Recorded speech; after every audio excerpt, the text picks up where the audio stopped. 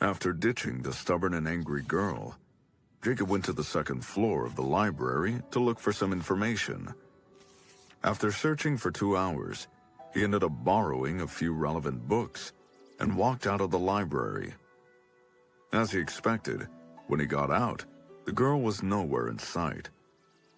However, he couldn't get the mysterious girl out of his mind. He looked up at the gloomy sky and wondered if he'd be doomed next week thanks to her. It would be so annoying if her parents really came to see him about the missing bead.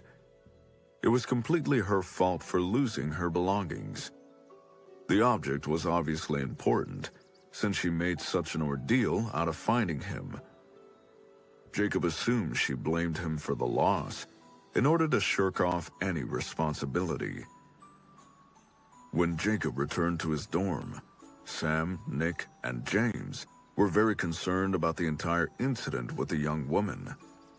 They asked a ton of questions, but Jacob didn't go into any details. He simply told them that it was smoothly resolved. He didn't want to drag his roommates into something so troublesome and annoying. The girl is very pretty, though. Just give her a couple of years. She'll definitely become the most popular girl in any university. Sam sighed in admiration. Sure, she was pretty, but she was also a huge troublemaker. She's not the kind of girl you'd want to chase after. Jacob was planning on avoiding any further contact with her. Okay, fine. Hey, aren't you going home this weekend? Sam asked. Yep, I am just getting ready to leave now. Jacob placed the books he borrowed from the library on his desk and took out another empty backpack. Come back a bit early tomorrow, so we can play cards in the evening. Sam patted Jacob's shoulder. Sure, I will. Thanks for your help today. Jacob waved to his roommates as he left. On the bus home, Jacob couldn't help but roll up his sleeve to examine his wrist again. The green marks were strikingly similar to dragon scales. However, thanks to his vigorous scrubbing, the green color had become quite pale. Jacob imagined if his grandma saw this, she would surely think he had been hanging out with the wrong crowd in school and got himself a tattoo. Jacob let out a heavy sigh. As he opened the bus window, a cool breeze came in and lightly caressed his face. Gradually, he fell asleep.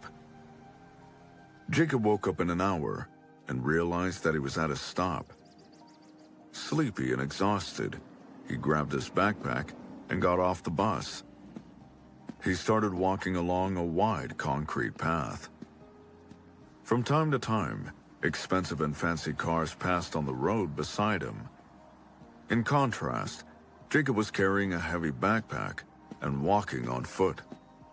He felt a bit pathetic and miserable. It took him exactly 30 minutes to reach his ancestral home, a cottage tucked away in an ocean bay. It was a pretty house, but one of the most ordinary among the group of beach houses that surrounded it. It was an ordinary-looking two-story cottage that was only 200 yards from the water. Feeling a little exhausted, Jacob pushed open the iron garden gate. Grandma! Jacob, you're back! A kind-looking woman came out of the house, welcoming Jacob with her big, wrinkly smile. How come you're so late today? I have an assignment due next week, so I had to look up some more information before I could leave. Jacob followed his grandma into the house. How was your week, Grandma? Business as usual.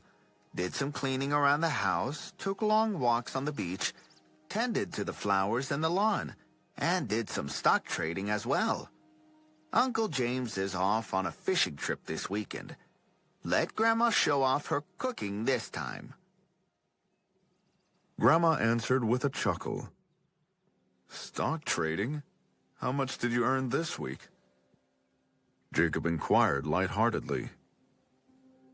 It is not a business where you can just make money every week. In fact, I lost $6,000 this week.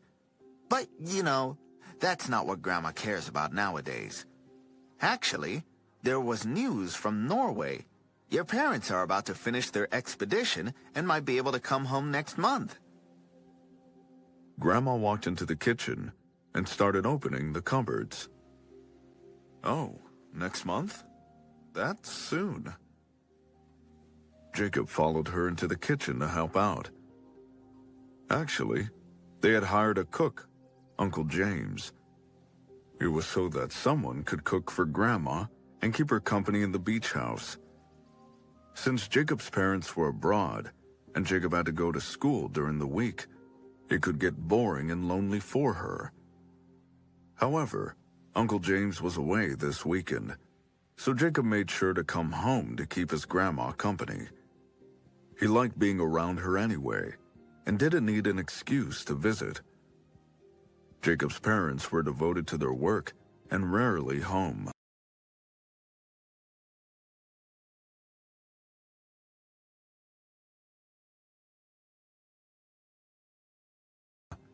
And Jacob was closest to his grandma.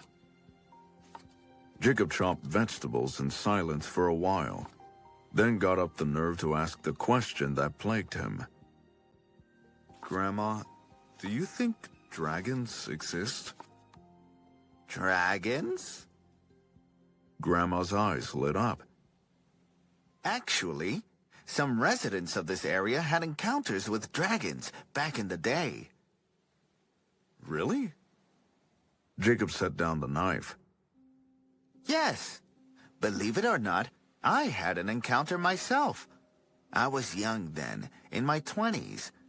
One day, I was working in the field, and a storm came upon us out of nowhere. A good friend of mine and I were trying to find a place to shelter ourselves. It was then that I saw a chunk of awfully thick cloud suddenly descend to a low altitude. As his grandma mentioned the clouds and the change in weather, Jacob's heart sank. He urged her to go on. Then what happened, Grandma? Keep going. Well, at the time, I saw a flash of dragon-shaped lightning protrude out of the cloud. It swam across the sky for a bit. I was terrified. Later, I thought it was an illusion, but the cloud was grayish to white, very different from the other clouds in the sky, which were pitch black. Grandma was lost in deep thought as she recalled the incident. Lightning is a natural occurrence, Jacob stated firmly, bringing Grandma's attention back from her thoughts. That was what your father said to me as well. But, you know, he never had any interest or tolerance for supernatural phenomena. However, the friend who was with me that day told me that she also saw a white dragon come out of the cloud. He flew downward and started sucking water from the ocean. She claimed that she saw a broad spout of water ascend skyward. I asked if it was true, and she said she was absolutely sure about it. I believe her.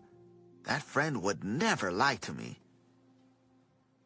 Grandma's description was so vivid and detailed that it gave Jacob goosebumps. If dragons really did exist, then...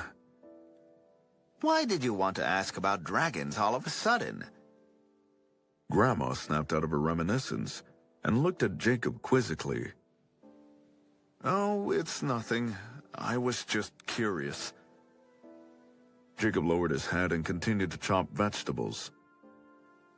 The old-timers, well, the people who were old when I was young, used to say that many people saw dragons around here. According to local legend, there was supposedly a dragon palace nearby.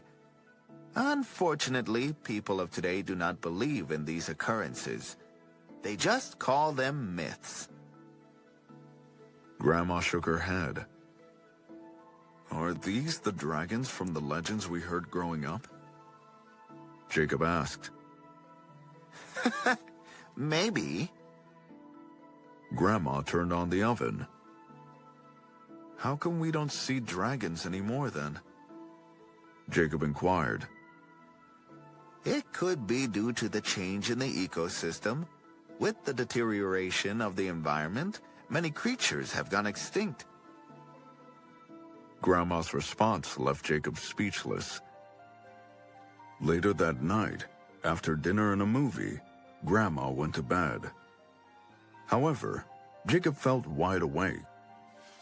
He opened the window in his bedroom and gazed up at the splendid starry sky. Coupled with the sound of waves from far away, he thought about the story his grandmother told him earlier. He now had an intense desire to find out whether or not dragons existed. He lifted his wrist and examined it. The green pattern was still evident on his arm. The more he looked at it, the more he felt that the pattern resembled dragon scales. I'm probably overthinking this. He closed the window, turned off the light, and proceeded to sleep.